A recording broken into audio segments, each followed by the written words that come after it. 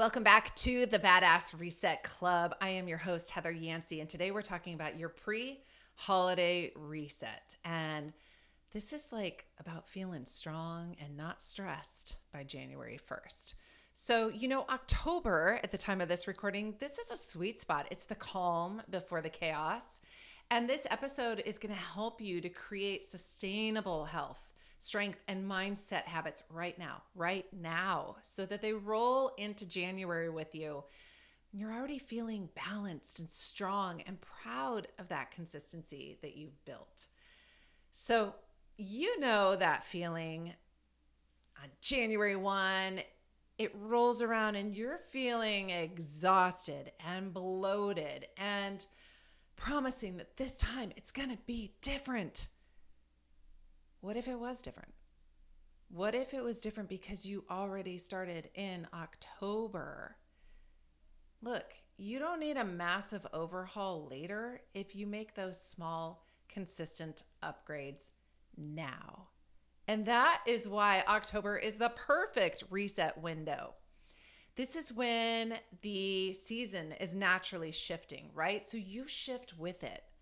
You've got cooler weather, maybe a slower pace, perhaps shorter days, at least in the Pacific Northwest. The days are definitely getting shorter and getting darker. It's easier to build that structure before the holiday travel, before those holiday parties, before the family chaos. You know what I'm talking about. So 8 to 10 weeks of focused habits can bring you a massive momentum. If you think about what you can do at this time to physiologically change, get your cortisol to stabilize with the routine, get your sleep to improve, get your hormones on this loving rhythm, and we can completely start this with mindset practices. Think about this. I fell for all of those things of new year, new you. I know I did. Being in the fitness industry for 2 decades, yes, I've made those terrible blanket statements before. But if we think about the future you, if we think about you picturing yourself walking into January 1st, feeling stronger, lighter, more rested, already in a groove, that's the person that you're training for now. That's who you're showing up for now in October. So you just ask yourself, what is my January self thank me for doing right now? It might feel mundane. It might feel boring. It might feel like, oh, this is it. But think about that you on January 1st. What are you thanking yourself for doing right now, today, to take care of yourself? So what is the problem with waiting until January? It's an all or nothing mentality. New Year's resolutions, they're a trap. It's why we have National Quitters Day 3 weeks into January. That motivation, it starts off the highest when you start small and early. So I've often said motivation is a fickle bitch, and I firmly believe that because it wanes and you have to have other things to fall back on, mainly those habits that you have built and stacked and made part of your permanence. But when we start off on New Year's Day with this is it, I'm going all in, that motivation, that all or nothing mentality, it's not built on a foundation and it will fizzle on you so fast. So that cost of losing momentum, it's your confidence. It starts to dip. Your stress rises. You probably feel guilt starting to creep in. So instead of starting over, think about this. You're continuing to level up. This is not punishment. This is maintenance, and it's maintenance of your power. So how can we start little things now? There's so many different pieces that we can look at to tweak, and maybe you're going to sprinkle in a little bit more. Maybe you're going to pepper in some fitness habits here, some nutrition habits over here. Maybe you're going to start to work on more lifestyle changes, and we'll go through what those can look like. But when we're starting off with a framework of where you can start today, think about where do you start with your movement? What are you currently doing? What can you bring to the table? Do you need to add more? Do you need to pull back? Is this a season when you need to make change? And I'm going to tell you the answer is yes, it is. Every time the season changes, we should be changing a little bit too. We should be changing how we're moving. We should be periodizing our programs. We should not be doing the same thing in and out every day all year. So, if we were to do a midlife fall reset framework for our fitness, let's focus on our strength, right? Can you commit to 2 to 3 structured strength sessions per week? Not the random workouts. You're not throwing on something on YouTube or a video, or, if you are someone who loves going to the gym, I'm not talking about just random classes. I'm talking about, can you have structured strength 2 to 3 times a week? And that is focusing on the progressive overload. That's focusing on mobility. That's focusing on your posture. I mean, this is where the Align Smart method comes into play. You need to fix things that are fighting gravity and preventing you from performing your best or getting those goals, or maybe, just warding off the injury. If we think about that progressive overload, we need to make sure that we are having a stimulus for change and that something is changing along the way. So that means you're not doing 10 reps of the same weight at the same exercise every time you show up to a workout. Something's got to change. So progression can be the volume. It can be how much you're doing. It can be the reps. It can be the sets. It can be the speed of which you're doing them. So maybe you're slowing down the tempo.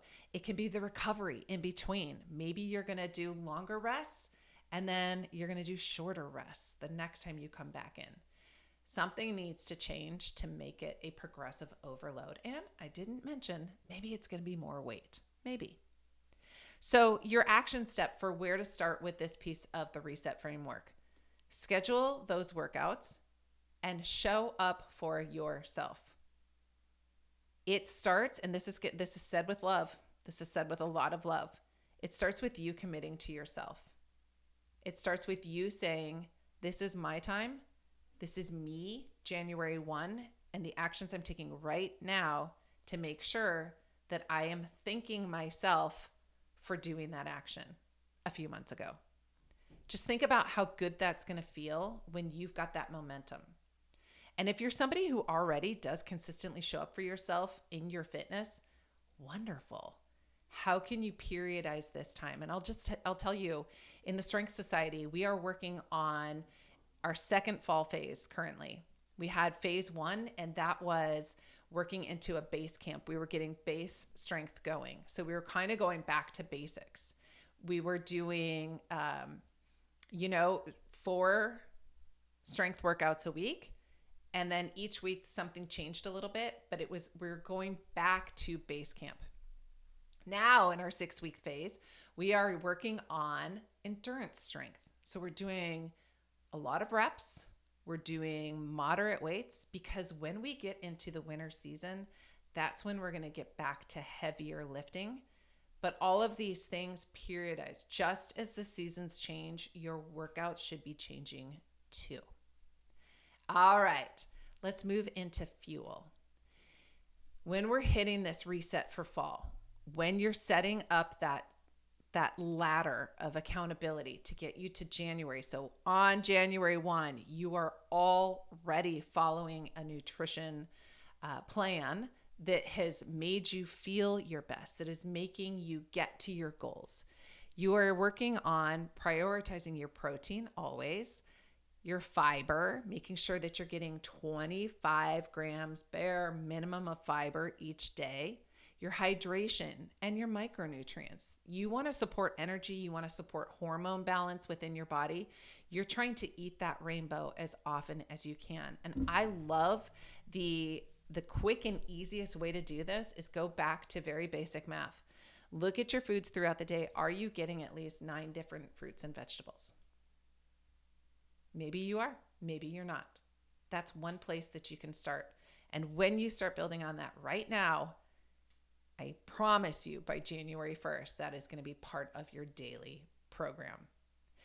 So other action steps that we can take besides looking at our plate and getting 9 different colors and fruits and vegetables, get your 30 grams of protein at breakfast. You start your day off with good protein. That is going to serve you well throughout the day. It's going to prevent energy crashes. It's going to help you to maintain your muscle mass. It's going to be good for your body composition. It's going to be good for energy. So swap that afternoon sugary snack or caffeine for electrolytes or herbal tea. Something is going to satiate you when it's good for you. So if you are, we're nearing close to Halloween. If you are tempted by that bowl of candy or whatever it is, you're at the office, they've got the candy, there's candy everywhere. And I have a sweet tooth. So trust me, this is not easy. But when you're tempted in that afternoon time, when maybe energy's starting to come down, could you swap out this week something that's going to really be better for you? And usually that energy slump in the afternoon is a result of dehydration. So grab some water, maybe some sparkling water. I love to get at Costco, I get the big Kirkland things of sparkling water. It's just my jam. I'll put a little lime in it or maybe a splash of real cranberry juice, and I feel just like I'm having a treat. Swap something out. Maybe it's electrolytes. I'm a big fan of Element, not sponsored by them. Would happily be sponsored by them because I think I have Element every single day. So try something like that and see how that helps you. And then the mindset piece of this is like before you do reach for that treat or before you reach for whatever it is that you're going to be eating, just ask yourself, will this choice fuel me or fog me? Fuel or fog? You get what I mean by that. Are you going to feel like, after you eat something? Just ask yourself that first. Sometimes you're going to choose the thing that's going to make you feel like crap. And tough love again, said with love, you can make better choices when you're in that position. And I say this for myself as well. I have to tell myself this sometimes. Do I want to do A or B? Knowing that B is going to prolong where I want to be and A is going to get me to my goals faster. And sometimes I still, even, being in this industry, sometimes I still go, ooh, but I really, really want B. Just stop and ask yourself and then use that tough love and know that you can control the outcome. You can choose a better choice. Okay. With recovery, we know that sleep is the real secret weapon for midlife strength, for metabolism. If we're not sleeping well, we are not getting the results we want. We've all heard this, right? But sometimes that is harder to attain. When you're waking up in the middle of the night and you're like, I'm trying so hard. I got to bed early. I'm trying so hard, doing all the things to get some good sleep so I can reach those goals. I know, I've been there. But keep the practices going. So if you currently don't have any bedtime boundaries, set them up. Get off your freaking phones. Go to bed at the same time. Stretch, journal, read, do what you need to do to help your mind to calm down, but do it at the same time every day. And where that gets hard is as we're starting to get into a busier season with parties and with the holidays coming up, we tend to say, it's okay. And you push that boundary. And then one night leads to two, and it just kind of is a domino effect from there. So try to stay consistent with it. That is going to help your circadian rhythm. It's going to help you to stay on track with sleep.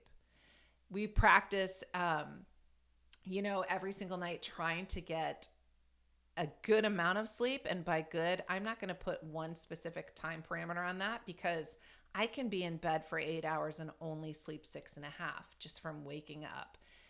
But when I give myself that opportunity to be in bed from, say, 9 p.m.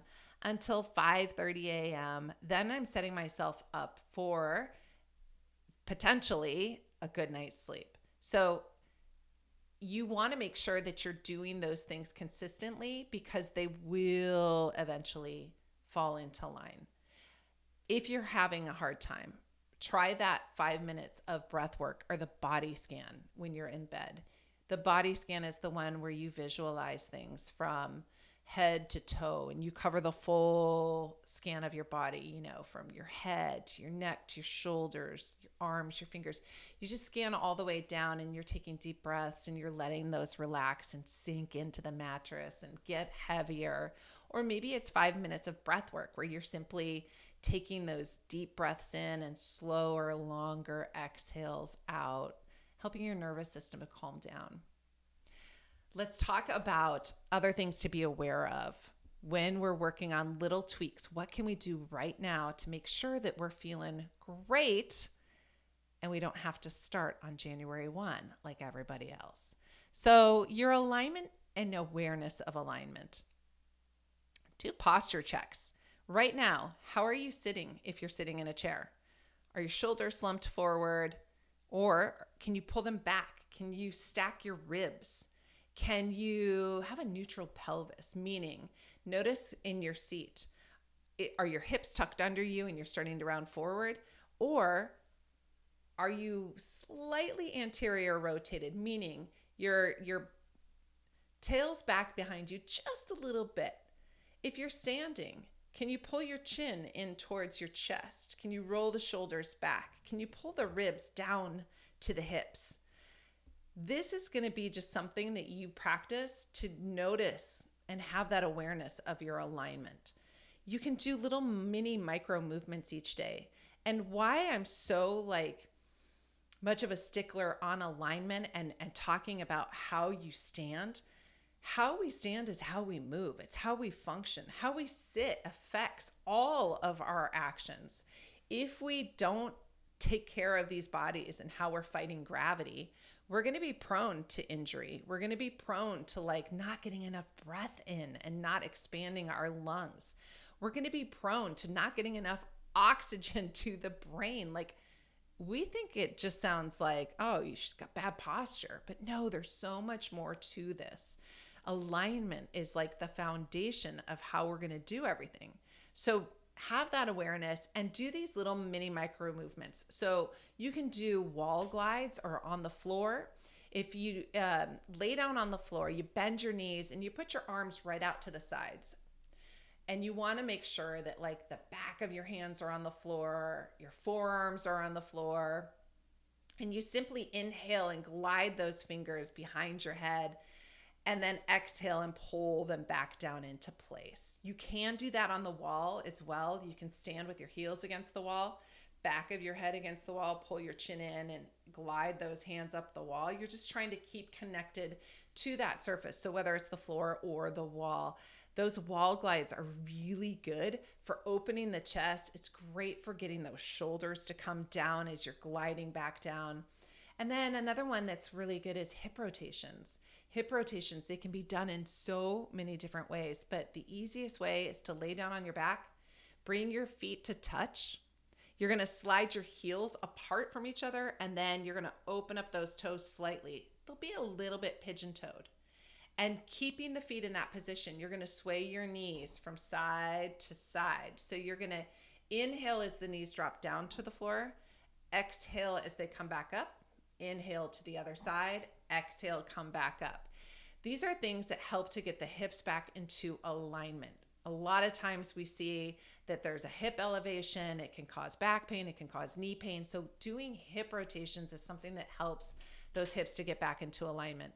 And then seated adductions at your desk. Take a belt, take a strap, put it around your knees, sit up nice and tall, and you're just going to simply press into the band, but you want that press to come from the hips. So you're pushing from the hips. It's not just the knees pressing into the band. You want to feel that whole chain moving. And you can work abductions. You can also work adductions. If you take a yoga block while you're seated, put it between your knees, squeeze into the block, hold for 1/1000, and then release. These things are great for hips as well. So those are just some simple things to add in. It can be looked at as more mobility work. It can be looked at as helping you with your alignment. They both do the same thing. You can also do, like 1 minute shoulder and neck releases every morning. Take your chin over towards your shoulder.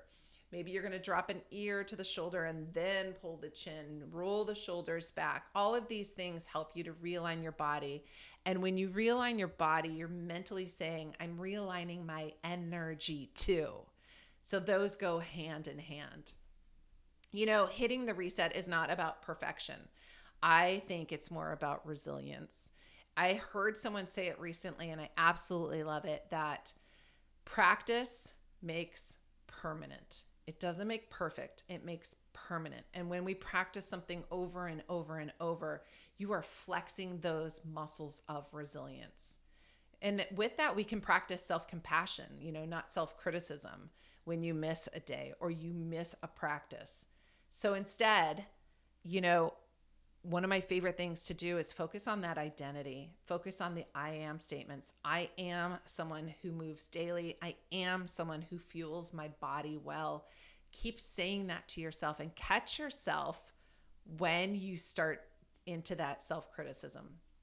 So action steps for helping to get this to be solid. Write down every single day, write down 3 wins every day. The small wins. I have a fantastic book that I use. It's the Growth Planner, Brendan Richard's Growth Planner, and it walks me through all sorts of things. And then at the end of the day, so I start my day with it. At the end of the day, it asks me questions, and I love to put down those 3 wins. The wins could be like, I brushed my teeth 1 extra time today. It can be, I did those Bulgarian split squats when I really didn't want to. Whatever the win is, write that down. Maybe it's a notes in your phone and you're speaking into it. Maybe it's something that you can visually see, because that practice of writing out is really important to get things on paper. And then let's use this. And again, I'm saying this with lots of love. Use the 2-day rule. You are never going to go more than 2 days without movement. We don't skip more than 2 days without fueling our body well. We don't go more than 2 days with staying up too late and sacrificing our sleep. Okay? So the 2-day rule, make sure that you are staying consistent with this. And then January 1st, you're not going to have to work so hard. So keep promises to yourself, beautiful badass. That's the most important thing that you can do. And going through this again, your pre-holiday checklist, okay? You're going to strength train at least 2 to 3 times a week. You're going to move that into a progression, not just willy-nilly. You're going to aim to get consistent sleep. You're going to move your body. Like, how about the step count? The 10,000 steps was an arbitrary number. It was based on something that is just, it's so meaningless how that became the trigger. Oh, I've got to get my 10,000 steps. If that is your thing and 10,000 steps is where you are staying active and healthy, great. But that 10,000 should change, and it should change up and it should change down. It shouldn't be the same thing all the time. So in this pre-holiday checklist, maybe you're going to spend 1 week aiming to get X amount of steps. And then, you've got a really busy week coming up. So maybe that one's going to be a little bit less. Just set an expectation for yourself with that. You're going to eat protein, especially in the morning. You're going to try to get your 30 grams of breakfast.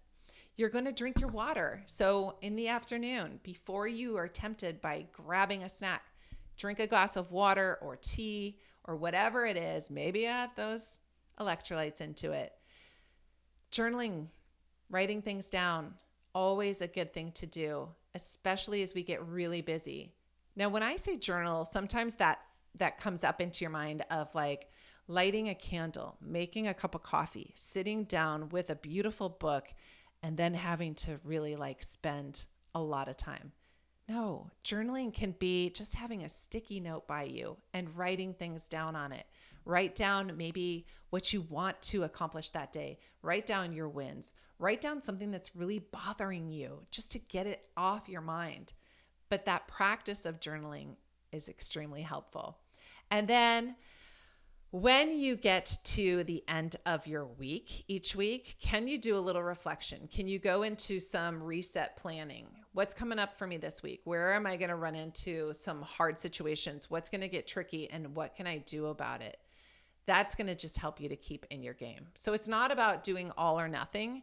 It's about doing small things consistently, doing them well, and stacking them to the next thing. Because we know that being consistent right now creates that calm later. So, beautiful people, please don't wait till January to start feeling like your strongest self. Start it now. You can go ahead and implement many things. You can get a free 4-week workout progression, strength training workout in the links in the show notes. That can give you an idea of where to start. You could join the Strength Society and get this month's workouts already done for you, plus our challenges. You can work on your nutrition by going into AI and asking, give it your preferences.